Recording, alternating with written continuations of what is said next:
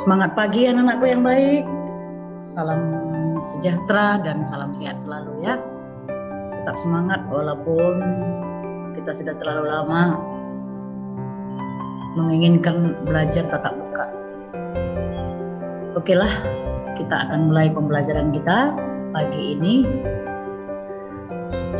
Di mana minggu yang lalu kita sudah sampai pada permodalan koperasi. Sumber modal koperasi ada dua. Satu, modal sendiri. Modal sendiri itu terdiri dari simpanan pokok, simpanan wajib, simpanan sukarela, hibah atau donasi. Sedangkan modal pinjaman berasal dari anggota, berasal dari bank lain, berasal dari koperasi lain, berasal dari sumber lain yang dianggap sah. Nah, ini bisa disimpulkan bahwa sebenarnya ada dua sumber modal yang dapat dijadikan modal usaha koperasi. Yang pertama secara langsung. Secara langsung, dalam mendapatkan modal secara langsung ini ada dilakukan dengan tiga cara. Yang pertama, modal sendiri tadi kan ada 4. Nah, untuk mendapatkan itu, inilah caranya. 1, mengaktifkan simpanan wajib anggota. Mengaktifkan simpanan wajib anggota. Bagaimana caranya supaya anggota aktif menabung? Seperti yang pernah saya alami, ada ketika rapat anggota tahunan, ada penabung terbaik. Penabung terbaik 1, 2, 3, sampai harapan 1. Bahkan untuk orang yang meminjam juga ada peminjam terbaik. Peminjam terbaik 1, 2, 3, dan harapan. Nah, itu caranya. Bagaimana supaya orang tertarik menabung. Sehingga modal yang kita harapkan dari simpanan wajib itu bisa terkumpul. Kira-kira begitu dia ya. Yang kedua, mengaktifkan pengumpulan tabungan para anggota.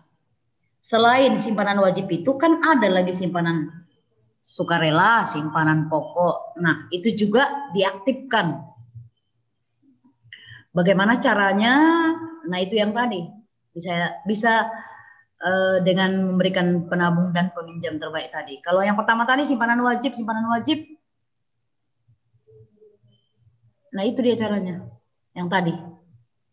Buat hadiahnya. Terkadang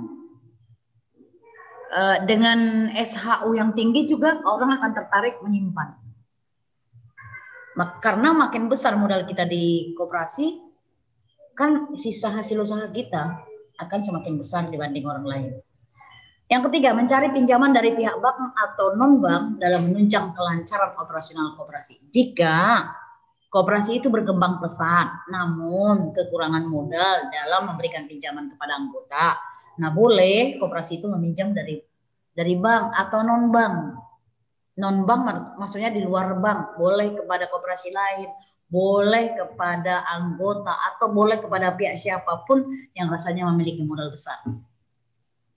Yang kedua, secara tidak langsung, modal dapat dicari dari cara mengambil manfaat dari kemampuan koperasi itu sendiri dalam rangka menekan biayanya. Caranya, pertama, menunda pembayaran yang seharusnya dikeluarkan.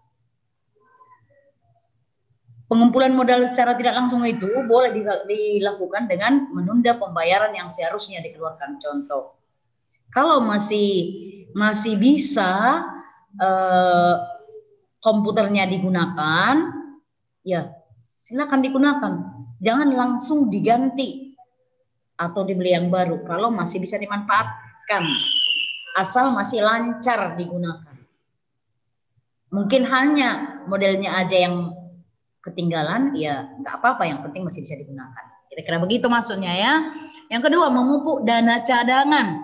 Dana cadangan itu dana yang disisihkan pada akhir tahun. Kira-kira untuk apa dana cadangan itu? Membangun kantor kerja di tempat yang baru misalnya, atau merehab gedung, atau membeli mobil, atau dan sebagainya. Nah, karena setiap tahun dana cadangan itu memang sudah disisihkan, kalau boleh memupuk lah namanya ya.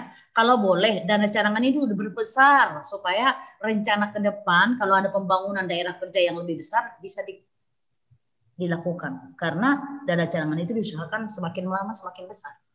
Yang ketiga, melakukan kerjasama usaha. Ini sudah jelas. Kalau ada kerjasama dalam intern koperasi maupun ke ekstern koperasi, misalnya ke koperasi lain, maka pencarian dana atau pengumpulan dana akan mudah dilakukan. Yang keempat, mendirikan badan-badan bersubsidi. Badan-badan bersubsidi maksudnya dibantu. Misalnya ada kedai-kedai kecil yang baru buka, boleh dibantu dari koperasi. Atau boleh penjualan pupuk untuk para petani di desa, boleh dibantu dari koperasi. Nah, hasilnya nanti kan ada untuk koperasi. Hasilnya tadilah yang digunakan sebagai modal. Dalam memberikan pinjaman kepada anggota, harus menilai calon peminjamnya. Apakah layak diberikan atau tidak. Untuk menilainya harus diperlukan saringan. Saringannya yang lebih halus. Supaya jangan semua orang yang meminjam itu diberikan. Tapi betul-betul disaring. Siapakah yang layak diberikan pinjaman itu. Kira-kira begitu dia. Syaratnya apa? Ada 5C. 5C. Bukan 5 cabai ya. 5C. Apa itu? 1, karakter. Karakter itu adalah watak atau kepribadian. Jadi orang yang meminjam itu kan sudah ada datanya di koperasi. Nah itu dicek kembali. Apakah orangnya ini parutang busuk? Tahu kan parutang busuk? Susah mengembalikan pinjaman. Memang udah karakternya seperti itu. Memang sudah kepribadiannya seperti itu. Jadi kalau sudah pernah pengalaman bahwa dia susah mengembalikan pinjamannya, jangan diberi lagi. Atau kalaupun diberi, jangan diberikan dalam jumlah yang besar. Kira-kira begitu maksudnya karakter yang pertama. Yang kedua, capacity. Capacity itu adalah kemampuan. Kemampuan koperasi untuk mengatasi persaingan dalam bisnisnya. Mampukah koperasi? Mampukah orang yang meminjam itu? Mampukah orang yang meminjam itu mengembalikan pinjamannya? Nah kalau seorang tukang becak dia misalnya, seorang tukang becak pinjam uang 5 juta, dia mengharapkan dari hasil becaknya pinjam 5 juta dengan mengembalikan selama setahun. Kita pikir-pikirlah dulu, sanggupkah dia tidak? Kalau hanya itu mata pencariannya. Untuk istrinya lagi, anak-anaknya di rumah. Nah, kalau dirasa tidak ada kemampuan si tukang becak tadi untuk memberikan pinjamannya, untuk menyelesaikan pinjamannya selama setahun, jangan diberikan 5 juta. Jadi berapa? Kasih 2 juta. Mungkin dengan 2 juta bisa dicicil sedikit-sedikit. Atau katakanlah dicicilnya 50 per hari. Dan sebagainya. Kira-kira begitu maksudnya capacity. Yang ketiga, kapital, besarnya modal. Serta bagaimana menempatkan perkembangan modal dan antisipasi mengembalikannya. Nah itu dia kapital modal. Jadi capacity tergantung kepada, kapital yang diberikan, modal yang diberikan tergantung kepada capacity. Jadi lihatlah modalnya yang diberikan kepadanya, sanggup enggak dia membayar itu. Nah kira-kira begitu maksudnya hubungan kapital dengan capacity tadi. Yang keempat, kolateral. Kolateral atau jaminan. Ketika orang meminjam, tentu dia punya broh atau jaminan. Apa jaminannya? Biasanya jaminan itu harus 10 kali lipat dari pinjaman. Contoh, kalau dia meminjam 10 juta, berarti 10 kali 10 juta lah nilai jaminannya. Mengapa? Begini cara berpikirnya. Kalaulah seandainya dalam waktu yang sudah ditentukan si peminjam tidak bisa mengembalikan pinjamannya beserta bunganya, nah brohnya tadilah diperhitungkan untuk menggantikan utangnya. Bunga pinjaman beserta modalnya. Itu makanya perlu diminta jaminan. Supaya orang sungguh benar-benar mengusahakan bahwa pinjaman itu bisa dikembalikan tepat waktu. Yang terakhir, condition of economic, kondisi perekonomian atau aspek lain. Kondisi perekonomian itu terkadang surut, terkadang berkembang, seperti gelombang di laut, terkadang naik, terkadang turun, terkadang tenang melambai-lambai. Nah, kalau keadaan perekonomian sedang melonjak ke atas, melonjak ke bawah, berarti dalam arti tidak tenang, maka pemberian pinjaman harap supaya diperhatikan. Hanya orang-orang yang mungkinlah bisa membayarkan pinjamannya, itu diberikan pinjaman. Jadi kalau kita sanksi, melihat usahanya, dia mampu mengembalikan pinjamannya, jangan diberikan. Kira-kira begitu dia. Mudah-mudahan dengan 5C ini, orang yang meminjam akan semakin kecil kemungkinannya untuk tidak mampu membayarkan pinjamannya. Oke, itulah tentang permodalan. Nah, kita lanjut dengan sisa hasil usaha atau disingkat dengan SHU. Sisa hasil usaha. Sisa hasil usaha koperasi itu adalah pendapatan yang diperoleh dalam waktu 1 tahun buku yang dikurangi dengan biaya penyusutan dan kewajiban termasuk pajak dalam tahun buku yang berhubungan. Jadi maksudnya begini, SHU itu adalah merupakan keuntungan di koperasi. Jadi keuntungan hasil pendapatan 1 tahun itu di koperasi dikurangi biaya-biaya, dikurangi penyusutan, dikurangi kewajiban, ada sisanya, itulah SHU yang bakal diterima oleh anggota.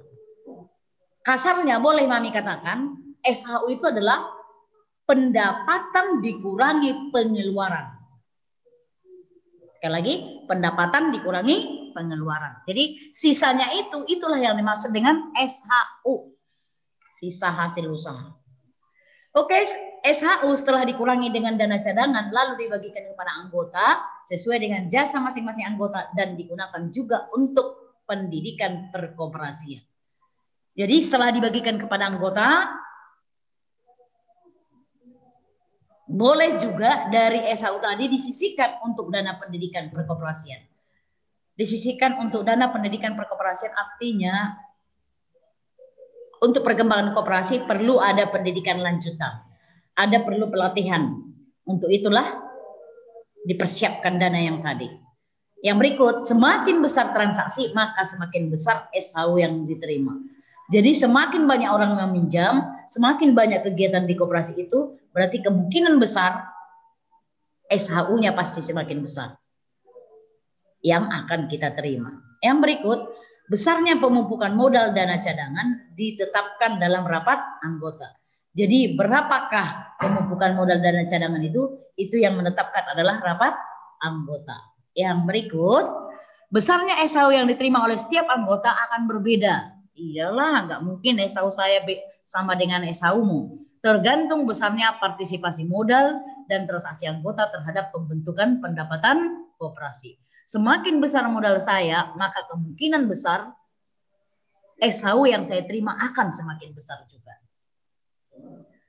Oke, dalam pasal 45 ayat 1 Undang-Undang Nomor 25 1992 tentang perkoperasian dikatakan, sisa hasil usaha koperasi merupakan pendapatan koperasi yang diperoleh dalam 1 tahun buku dikurangi biaya penyusutan dan kewajiban lainnya, termasuk pajak dalam 1 tahun buku yang bersangkutan. Itulah dia intinya tadi. Jadi SHU itu adalah pendapatan dikurangi dengan biaya-biaya, termasuk penyusutan, termasuk kewajiban, termasuk pajaknya. Udah bersih, hasil bersihnya itulah SHU yang akan dibagikan kepada setiap anggota. Oke, informasi dasar tentang perhitungan SHU anggota. Yang pertama, SHU total koperasi pada suatu tahun buku. Itu 1 tahun buku. 1 tahun buku berarti dari 1 Januari sampai 31 Desember. Yang kedua, bagian atau persentase SHU anggota. Ada persen-persennya. Nanti akan lebih dijelaskan. Yang ketiga, total simpanan seluruh anggota. Yang keempat, total seluruh transaksi usaha atau volume usaha atau omset yang berasal dari anggota. Yang kelima, jumlah simpanan per anggota. Simpanan wajibnya dan simpanan sukarelanya maksudnya dalam hal ini. Yang keenam, offset atau omset atau volume usaha per anggota. Adakah usaha dari setiap anggota? Contoh, adakah usaha saya meminjam? Karena semakin ada usaha saya meminjam dan meminjam lagi, ini akan kemungkinan besar koperasi itu akan semakin berkembang dan SAU yang diterima juga nanti akan semakin besar. Yang ketujuh, bagian atau persentase SAU untuk simpanan anggota. Dan yang ke-8, bagian atau persentase SAU untuk transaksi usaha anggota. Jadi itu dia. Inilah tentang informasi pembagian SAU tadi. Rumus pembagian SAU menurut Undang-Undang Nomor 25/1992 Pasal 5 Ayat 1 mengatakan bahwa pembagian SAU kepada anggota dilakukan tidak semata-mata berdasarkan modal yang dimiliki seseorang dalam koperasi, tetapi juga berdasarkan pertimbangan jasa usaha anggota terhadap koperasi. Ketentuan ini merupakan perwujudan kekeluargaan dan keadilan. Jadi supaya pembagian SAU itu di koperasi itu secara adil. Itu yang dimaksud di sana. Kemudian persen-persen pembagian SAU untuk cadangan koperasi 40%, jasa anggota 40%, dana pengurus 5%, dana karyawan 5%, dana pendidikan 5%, dana sosial 5%, dana pembangunan lingkungan 5%. Bisa dihafal ini kan? Nomor 1, 2, 40, selebihnya 5%. Ini menghafal ke-7 ya. Cadangan, jasa anggota, pengurus, karyawan.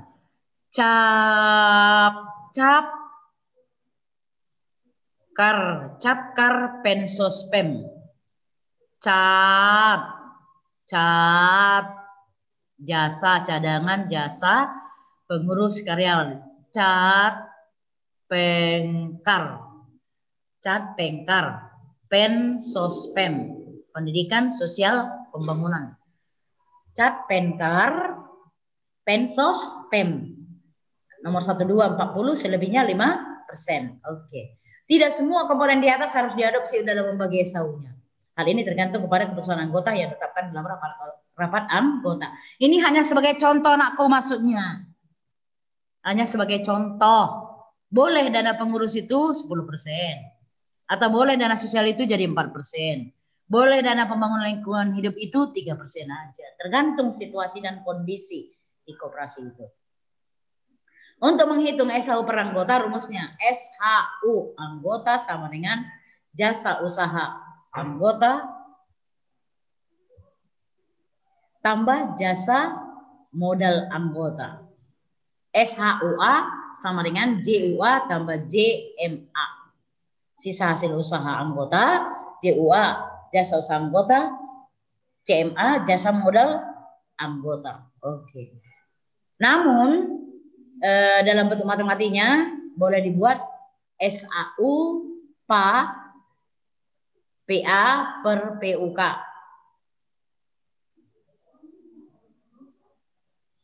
Tambah JUA, tambah SA, tambah TMS, tambah JMA.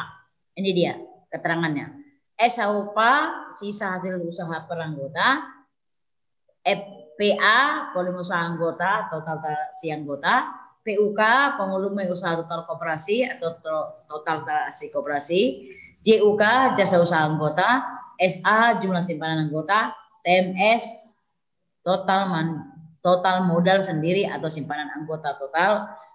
JMA, jumlah modal anggota. Itulah rumusnya ya, diingat. Dengan demikian, SAU koperasi yang diterima oleh anggota bersumber dari 2 kegiatan yang dilakukan oleh anggota sendiri. Yang pertama, SAU atas jasa modal. SHU atas jasa modal. Modal kita itu yang ada kita simpan di koperasi itu maksudnya. Pembagian ini mencerminkan anggota sebagai pemilik maupun investor karena jasa atas modalnya atau simpanannya tetap diterima oleh koperasinya sepanjang koperasi tersebut menghasilkan SAU pada tahun buku yang bersangkutan. Jadi SAU atas jasa modal berarti SHU atas jasa simpanan kita yang ada di koperasi.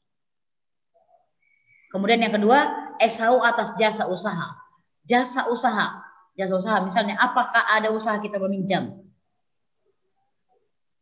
Selesai kita meminjam, nanti pada akhir tahun dikembalikan lagi kepada kita persen bunga yang kita bayar itu. Ada yang 10%, ada yang 7%, ada yang 6%, tergantung koperasi. Itu maksudnya di sini. Oke, prinsip-prinsip pembagian SHU. Pertama, SHU yang dibagi. Itu yang bersumber dari anggota. Pada hakikatnya, SHU yang dibagi pada anggota itu adalah bersumber dari anggota sendiri. Itulah simpanan wajib dan simpanan suka rela. Sedangkan SHU yang bukan berasal dari hasil transaksi dengan anggota pada dasarnya tidak dibagikan kepada anggota, melainkan dijadikan sebagai cadangan koperasi. Itulah tadi cadangan koperasi. Selain hibah dan donasi tadi. Sedangkan SHU yang bukan berasal dari hasil transaksi dengan anggota pada dasarnya tidak dibagikan kepada anggota, melainkan dijadikan sebagai calon anggota. Itu dia. Jadi tidak dibagikan kepada anggota, tetapi dijadikan sebagai cadangan. Dana cadangan. Untuk apa tadi dana cadangan itu dipakai? Untuk memperluas pembangunan daerah kerja koperasi, atau merehab, atau membeli barang-barang. Oke. Yang kedua, SHU anggota.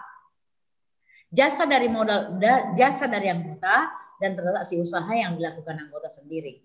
SHU yang diterima setiap anggota pada dasarnya merupakan insentif anggota.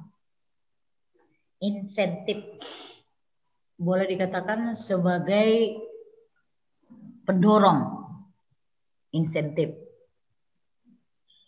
tambahan yang bisa nanti berujung pada mendorong seseorang untuk lebih giat lagi. Insentif dari modal yang diinvestasikan dan dari hasil transaksi usaha yang dibagi kepada anggota. Dari SHU bagian anggota harus ditetapkan berapa persentase untuk jasa modalnya. Tadi sudah ada kira-kira gambaran bagaimana pembagian persennya. Yang ketiga, pembagian SHU anggota dilakukan secara transparan. Proses penghitungan SHU per anggota dan jumlah SHU yang dibagikan kepada anggota harus diumumkan secara transparan sehingga setiap anggota dapat dengan mudah menghitung secara kuantitatif beberapa partisipasi anggota itu kepada koperasi. Jadi itu ya, dilakukan secara transparan, belak-belakan, terbuka, tidak ada yang ditutup-tutupi. Yang keempat, SHU anggota dibayar secara tunai. SHU per anggota haruslah diberikan secara tunai karena dengan demikian koperasi membuktikan dirinya sebagai badan usaha yang sehat dan kepadanya dan masyarakat mitra bisnisnya.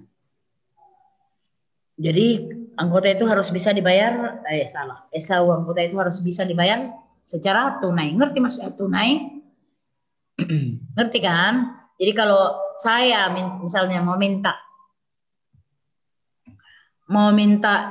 SHU saya, terus ada jawaban karyawan, Bu besok lah ya Bu, uang lagi kosong. Nah itu nggak boleh.